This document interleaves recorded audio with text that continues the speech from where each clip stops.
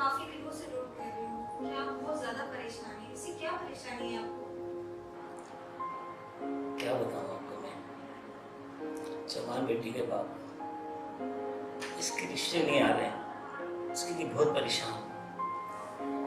काफी लोगों से मैंने कहा कि मेरी बेटी पढ़ी लिखी है, खूबसूरत है, उसके लिए कोई रिश्ता हो तो मुझे बताएं, लेकिन अभी तक मुझे किसी बंदे ने भी कुछ नहीं बताया। मैं उसके लिए बहुत परेशान हूँ।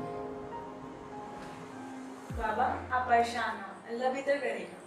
मामा, बाबा, अब आप लोग बिल्कुल टेंशन फ्री हो जाइए, क्योंकि आज मैं आप लोगों को एक ऐसी वेबसाइट के बारे में बताऊंगी जिससे आप लोग को मिले रिश्ता आपकी पसंद का। शादी ऑर्गेनाइजेशन पाकिस्तान, shadi.org.pk, ये वो वेबसाइट है जिससे मिले आप ही के लिए परफेक्ट मैच, वो भी आप लोग की पसंद का। अच्छा, जी बिल्कुल। कब चलें? नहीं, काम में देर कैसी, चलें? Shadi Organization Pakistan, which I recommended for my elder sister. shadi.org.pk